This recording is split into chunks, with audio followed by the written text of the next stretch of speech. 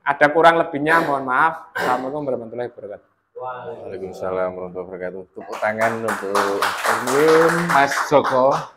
Justru saya malah yang akan banyak belajar kepada Mas Joko karena saat ini saya juga sedang menulis buku sejarah desa saya sendiri. Memang betul Mas, tidak ada penulisan sejarah yang sempurna. Artinya itu akan selalu ditemukan data-data baru, apalagi tafsir-tafsir baru yang itu juga saya alami di desa saya di Kajen, tempat pemakaman Kiai Cebolek Guru Pakubuwono II. Semakin ke sini saya temukan banyak sumber, terutama di Jogja ada 10 manuskrip. Kemarin saya ke Perpusnas Jakarta juga ada 7 lebih. Itu nggak selesai-selesai, artinya pasti akan selalu panjang.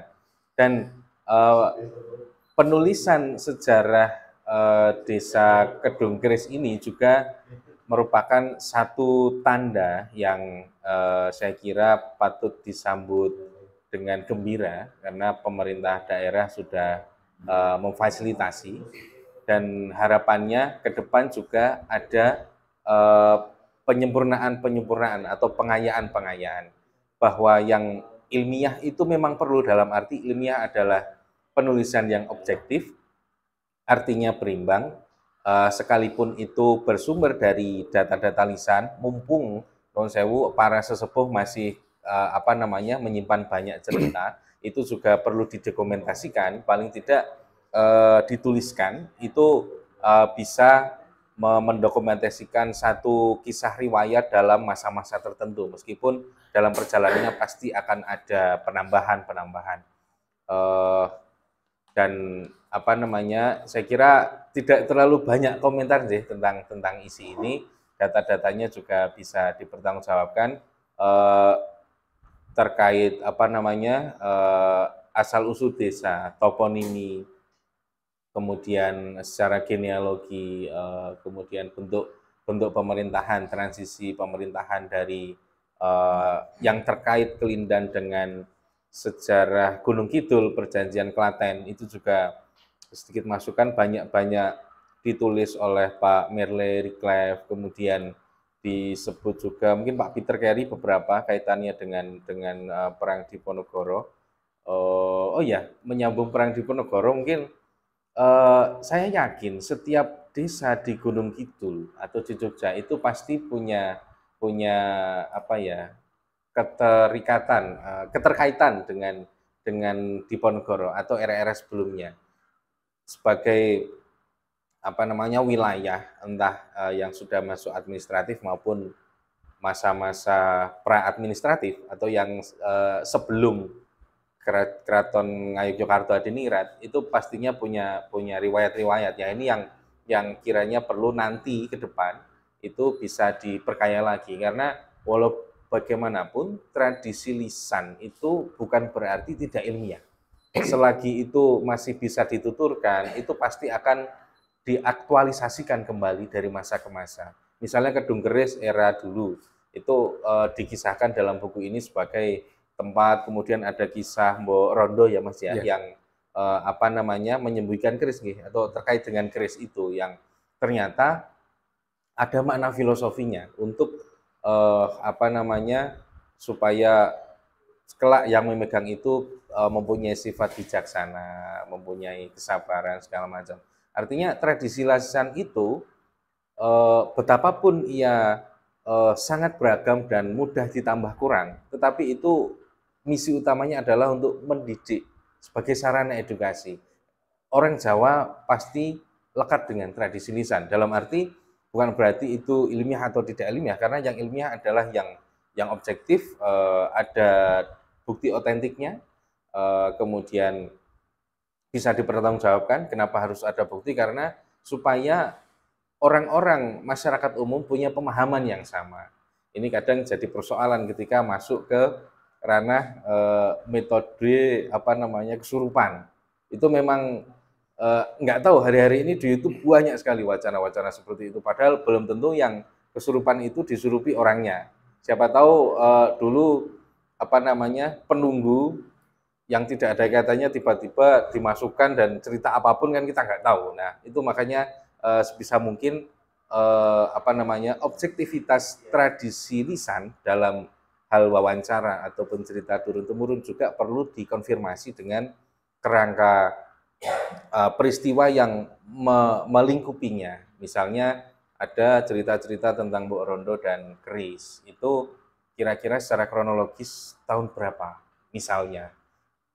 Dan mungkin bisa dikonfirmasi pada makam-makam. Saya juga kebetulan suka ziarah makam karena kemarin pas dulu banget ketika mau ke Gunung Kidul itu nyasar, dan setiap nyasar pasti ketemu kuburan.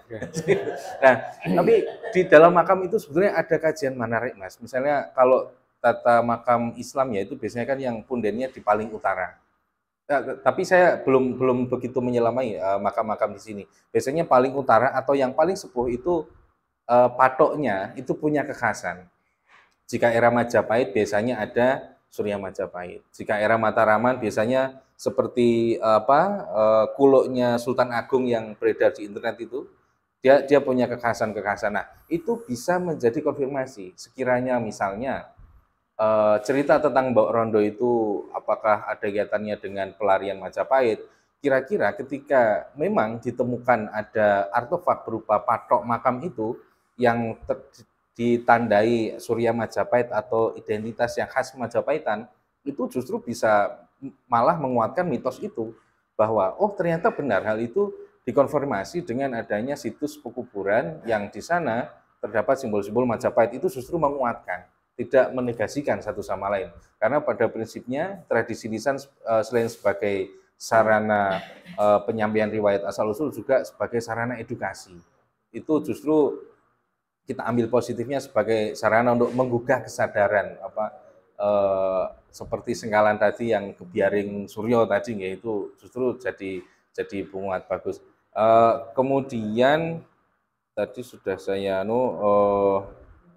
ya ini lebih ke teknis saja sih Mas, selain pada pengayaan proyek-proyek selanjutnya gitu. Lebih pada sumber pencantuman sumber. Karena buku-buku yang dibaca juga sudah sangat meyakinkan, tetapi dalam teknisnya tetap perlu kita cantumkan. Misalnya sumber swadesa itu dari buku siapa, itu lebih ke teknis saja. Saya kira tidak. Dan kalau mau merujuk lebih jauh lagi, kamusnya yang bahasa Sanskerta itu juga masih bisa diakses di perpus-perpus. Kemudian karena saya sarjana sastra Jawa gitu, tentang satu kalimat mungkin juga terjadi pada kalimat-kalimat lain. Misalnya ada dasar kasunyatan iki. Jadi konsep kasunyatan dan kenyataan yang dimaksud itu menurut saya mungkin sedikit berbeda. Tetapi ini pun juga sering saya temukan bahkan di daerah saya juga, yang di luar keraton, yang jauh di Pati Utara sana, antara kasunyatan dan kenyataan. Nah, kahananmu atau karena konsep kasunyatan itu lebih ke hal-hal yang teologis, yang sunya, yang mening, yang itu ya. Jadi mungkin kalau maksudnya itu kenyataan, kahanan mungkin bisa lebih disesuaikan. Tapi sekali lagi ini lebih perkara teknis. Kalau secara konten saya kira udah sangat bagus, ada penjelasan transisi pemerintahan itu yang kita penting, dan akan lebih bisa diperkaya dengan peran-peran dari masing-masing bekel atau masing-masing kalurahan, meskipun itu nyari datanya nggak mudah dengan segala keterbatasannya. Nah, misalnya karena transisi pemerintahan dari era Pangeran Sambernyowo itu termasuk di dalamnya penjajahan Belanda, kemudian perlahan lagi VOC, kemudian lagi Jepang, kemudian revolusi, itu pasti setiap desa punya peran, entah menyediakan bantuan untuk yang akan perang, menyediakan logistik segala macam. Itu saya kira pasti para pinisepuh masih punya, di samping data-data literatur yang mungkin masih jarang ya yang meneliti itu. Kemudian ya soal penyantuman data narasumber ini, karena saya lihat sebagian ada yang menurut hasil wawancara Bapak siapa misalnya, tapi di sisi lain masih ada yang belum. Nah ini saya belum tahu juga itu pernyataan siapa. Nah Ini mungkin lebih ke hal-hal, sekali lagi lebih ke hal-hal teknis. Kemudian apa namanya, daftar lampiran nggih. Lampirannya tebal sekali Mas. Jadi artinya biasanya penulisan sejarah itu memang membutuhkan daftar lampiran. Itu khusus untuk bagan-bagan, untuk dokumen penunjang yang kiranya tidak bisa semuanya dijelaskan di dalam teks buku.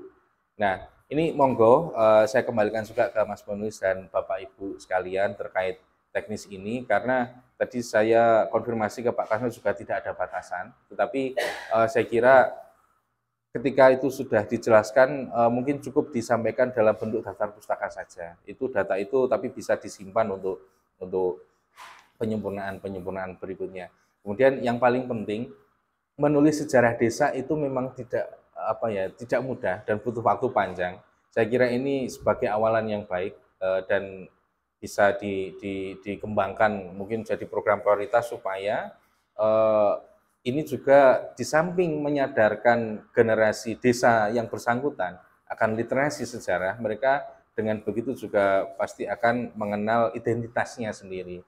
Mereka dari kisah-kisah ini mereka juga bisa ditanamkan satu harapan bersama untuk kemajuan desa. Syukur-syukur nanti bisa dikembangkan lagi. Sebetulnya tidak terpacu pada anggaran atau fasilitas yang disediakan oleh pemerintah daerah, tetapi dari program-program KKN, kemudian pengabdian masyarakat, kemudian dari program desa sendiri saya kira juga bisa jadi prioritas. Di sana ada situs, mari kita rawat. Merawat situs dalam arti kan tidak hanya membersihkan secara lahiriahnya saja, tetapi juga melestarikan ajaran-ajarannya, kearifannya. Saya kira ini sejalan dengan visi keistimewaan bahwa keistimewaan Jogja justru di situ ketika kita memahami sejarah kita sendiri dan semacamnya. Mungkin juga yang selain itu soal foto. Tadi ada foto makam juga ya Mas ya? Ya, karena saya juga senang ziarah, karena kajian saya adalah selain manuskrip juga kemarin banyak garap tentang tradisi lisan dan arkeologis. Di sana karena di peninggalan desa saya ada masjid dan ada sengkalan, kemudian saya amati keberagaman nisannya juga itu terdiri dari berbagai, dari Brangwetan, Branggidul, Brangkulan itu ada semua. Ini mungkin bisa menjadi pengaya untuk konten, tetapi bisa dilakukan kapanpun, ya, bisa menjadi proyek jangka panjang. Mungkin terkait ilustrasi, karena ketika buku ini nanti terbit, yang nyari banyak, artinya pasti akan dibaca oleh masyarakat global, dan Nuwun Sewu, ilustrasinya sekalian saja dibuat sebagus mungkin, termasuk deskripsi dan sumber fotonya, nah, sebagai copyright sih. Dan saya lihat beberapa Nuwun Sewu makamnya masih banyak yang yang mungkin jarang terawat deh. Nah itu juga mungkin bisa diatur supaya ini loh buku tentang desa Kedung Keris yang rapi, yang bersih. Meskipun itu juga saya kira pengingat bagi kita juga untuk melestarikan tinggalan-tinggalan leluhur. Ada punden-punden lurah-lurah yang dulu kita rawat, pasti amberkahi dan bisa meridhoi langkah kita ke depan. Saya kira itu sih masukannya, bukan masukan guys, sekedar respon saya sebagai pembaca yang bukan orang Jogja, dan saya kira Bapak Ibu juga dan Mas penulis juga punya gagasan untuk penyempurnaan ini, dan justru malah saya yang banyak belajar dari Mas Jono, karena saya masih sangat junior, mungkin di sini paling Mas sendiri yang sudah bapak-bapak. Saya kira itu, terima kasih. Mungkin langsung diskusi mawon ya Mas, untuk Bapak Ibu atau tambahan dari Mas atau jawaban. Saya kira itu, terima kasih. Matur suwun.